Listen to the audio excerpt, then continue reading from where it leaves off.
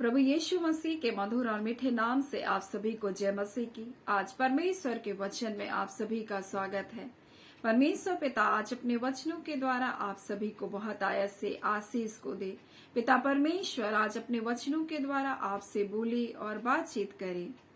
हम पहला तीमुथियुस उसका 6वां अध्याय और उसके 10 को जब हम पढ़ते हैं तो इस प्रकार से लिखा है कि रुपये का लोभ सब प्रकार की बुराई की जड़ है, जिसे प्राप्त करने का प्रयत्न करते हुए बहुतों ने विश्वास से भटक कर अपने आप को नाना प्रकार के दुखों से छलनी कर लिया।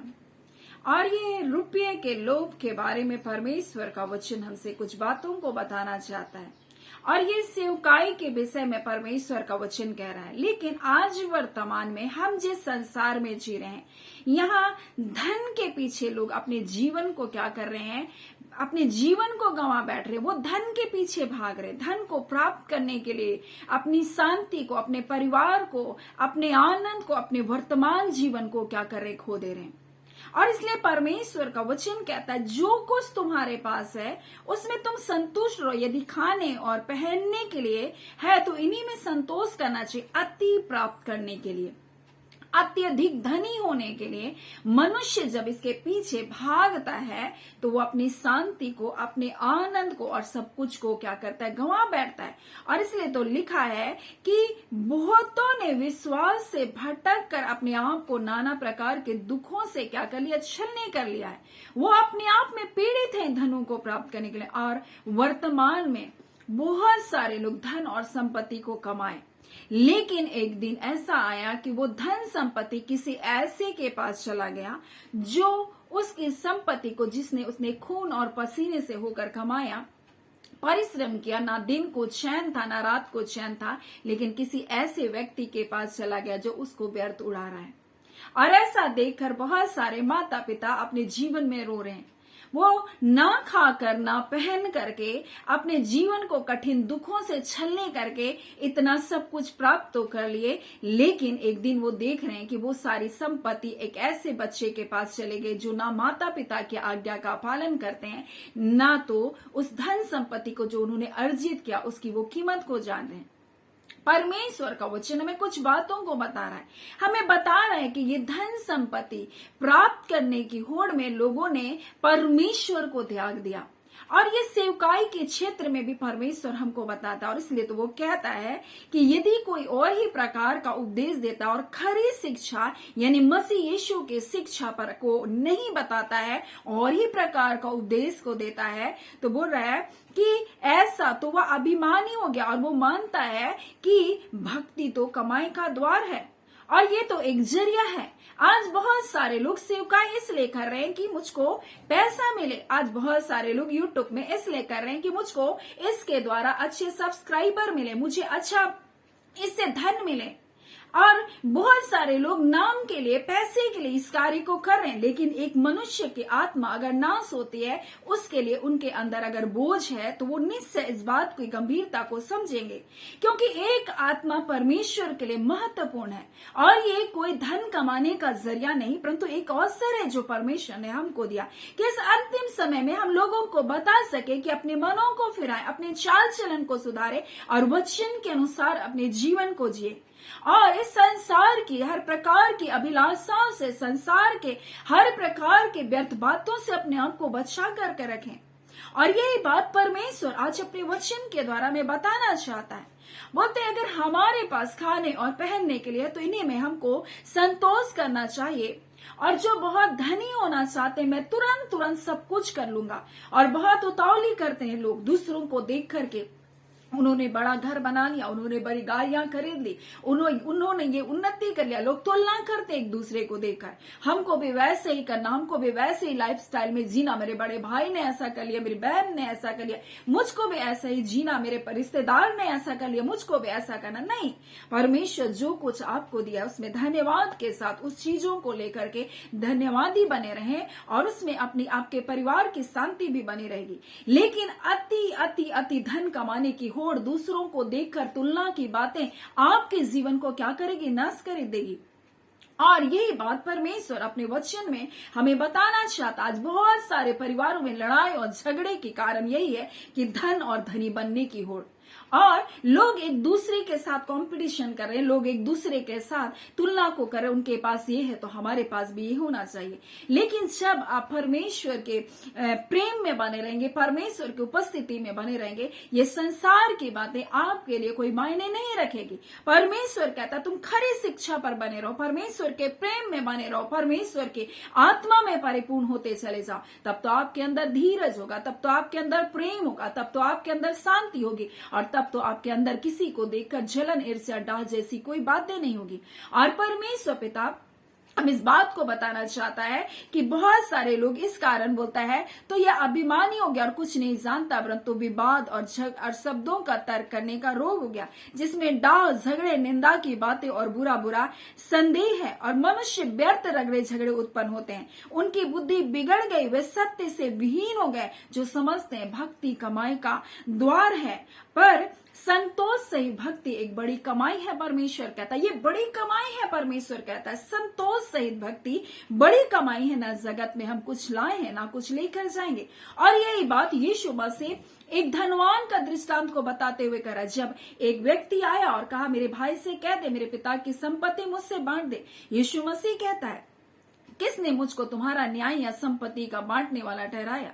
परमेश्वर का वचन हमें क्या बताता है, और यीशु मसीह उनसे कह रहा है जो हमको मिलता है लूका और उसके हम लोग जब 12 अध्याय को जब हम पढ़ते हैं तो यीशु मसीह इस प्रकार से कहता है कि किसने मुझे तुम्हारा न्याय और तुम्हारा बांटने वाला नियुक्त किया है। उसने कहा चौकस रहो, हर प्रकार के लोभ से अपने आप को बचाए रखो, और किसी का जीवन उसकी संपत्ति के बहुतायत के कारण नहीं। जो आज डींग मार रहा है, जो अभिमान कर रहा है, जो आज तर्क वितर्क कर रहा है, जो आज कह रहा है मेरे पास इतना है, तुम्हारे पास क्या है, ऐसा करके जो आपके अंदर में कहीं ना कहीं आपके दिल को चोट पहुंचा रहा है। लेकिन आप ये जानिए कि किसी की धन संपत्ति बोलते हैं उसके लिए, बोलता है किसी का जीवन उसके धन संपत्ति की बहुत आयत से नहीं है।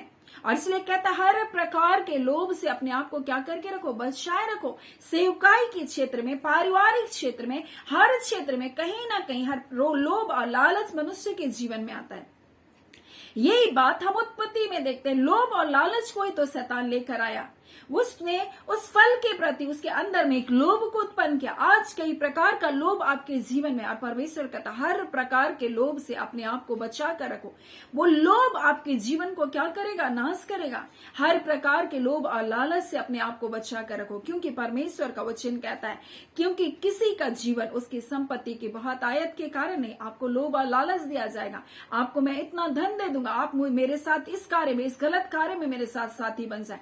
आपको परमेश्वर एक चेतावनी के द्वारा किसी गलत कार्य में अपने हाथों को ना डालें, नहीं तो एक दिन वो आपके जीवन को क्या करेगा, नाश करेगा। चाहे वो सेवा के क्षेत्र ही क्यों ना हो, चाहे वो किसी भी प्रकार से पारिवारिक क्षेत्र ही क्यों ना हो, चाहे वो नौकरी का क्षेत्र क्यों ना हो, लेकिन हर प्रकार के लोभ से आप अपने आप को बचा कर रखें।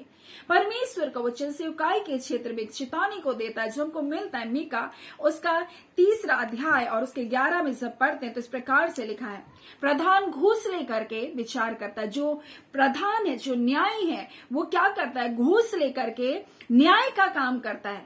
परमेश्वर चेतावनी को दे रहा तुम ऐसे कार्य को मत करना, किसी का पैसा लेकर के किसी के पक्ष में और किसी के विपक्ष में तुम कार्य मत करना, परंतु सत्यता को जानना और वैसे कार्य को करना। धन का लोभ हर प्रकार की बुराई का जड़ है, परमेश्वर कहता है। और बहुत सारे लोग इसमें फंस कर अपने विश्वास से भटक गए, परमेश्वर से दूर हो गए, परमेश्वर की उपस्थिति से दूर हो गए, और वो अपने आप को छलनी बना लेंगे और अपने आप को जिक्मे बना लेंगे। एक दिन अपने जीवन को, आत्मिक जीवन को नाश कर लेंगे। परमेश्वर एक चेतावनी को दे रहा है। फिर वो कहता है, याजक बोलता है कि रुपये को लेकर व्यवस्था को देता है, क्या करके, रुपये को लेकर मैं परमेश्वर के कलीसिया में धन और धन के लिए ये इस प्रकार से कार्य नहीं करना चाहिए, परंतु खरी शिक्षा को परमेश्वर दो। लोगों के जीवन को बनाने के लिए परमेश्वर कहता तुम शिक्षा को दो, ना कि धन की सेवकाई को करो। फिर परमेश्वर का जब वचन कहता भविष्यवक्ताओं के लिए कि भावी, रुपये लेकर के भावी कहते हैं, और वो कहते हैं यहोवा परमेश्वर पर भरोसा रखते कि वो हमारे साथ है, हम पर कोई विपत्ति नहीं पड़ेगी।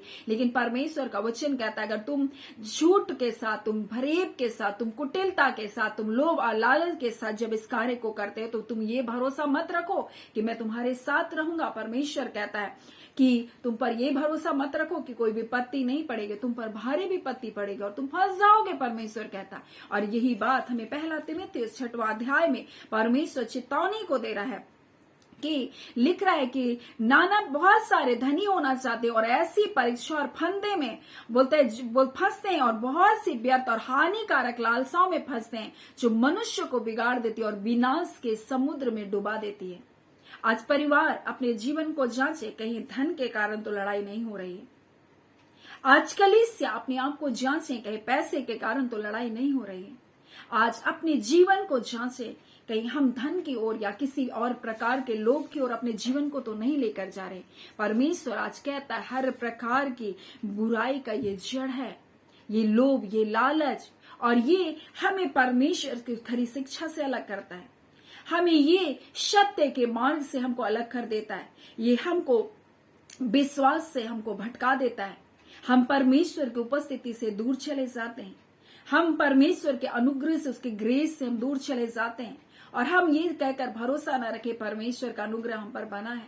लेकिन जब हम इस प्रकार के लोभ और लालच और व्यर्थ हानिकारक बातों की ओर जाएंगे, हमारा जीवन एक दिन नष्ट हो जाएगा। आज परमेश्वर का वचन हमें बता रहा है हर प्रकार के लोभ से अपने आप को बचा कर रखो। और यही बात जब हम लूका में पढ़ते हैं तो यीशु मसीह इस दृष्टांत के द्वारा बता रहा है।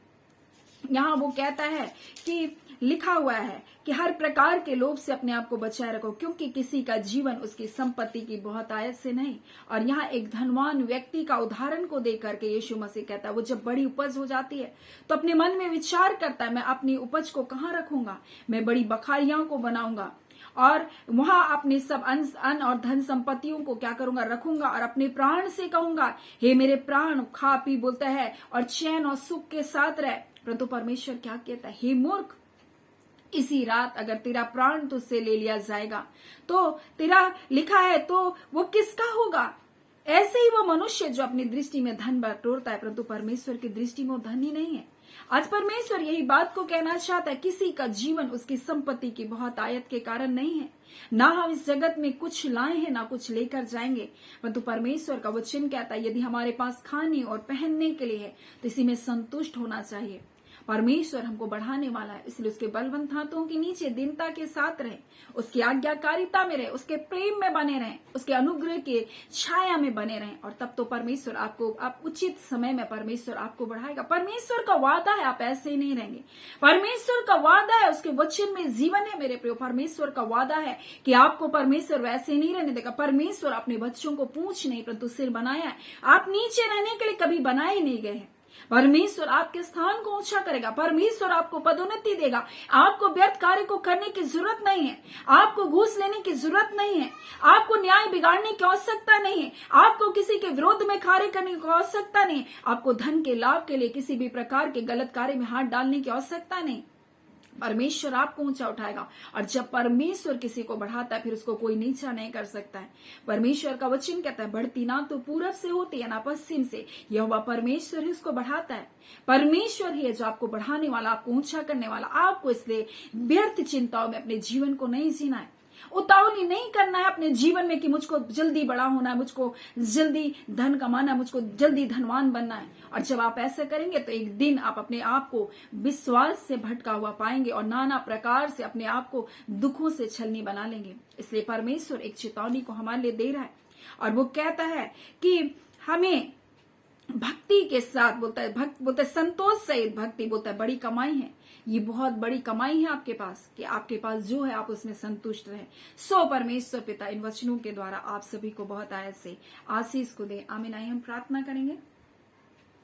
धन्यवाद देते हैं जीते सच्चे सामर्थी मेरे पिता परमेश्वर, प्रभु यीशु मसीह के मधुर मीठे नाम से पिता आपके पास आते हैं। आज के सुंदर वचन को आपने दिया पिता, आपका धन्यवाद देते। आज बहुत सारे लोगों के जीवन में परमेश्वर कहीं ना कहीं परमेश्वर पिता इस बात को आप बताना चाहते हैं परमेश्वर, बड़ा होने की होड़ के कारण परमेश्वर या धन के कारण प्रभु जी, हाँ पिता परमेश्वर परिवार में लड़ाई और झगड़े हैं परमेश्वर पिता।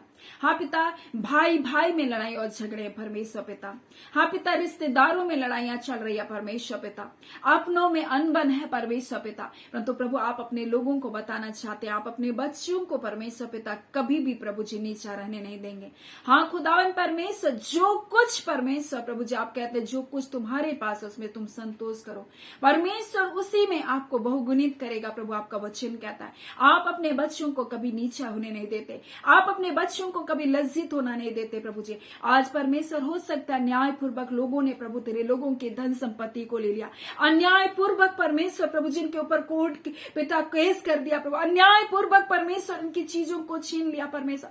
हाँ पिता परमेश्वर धोखे के साथ आज ये बिलक रहे, रो रहे, तो खुदावन परमेश्वर अपने वचन के द्वारा आप कहना चाहते किसी का जीवन उनकी संपत्ति की बहुत तायत के कारण नहीं होता पिता, और धर्मी जन के धन संपत्ति को जो हरता है प्रभु जी, हाँ पिता उसके बाल को लेता है, हाँ पिता उसके जीवन को तू हर लेता है खुदावन परमेश्वर।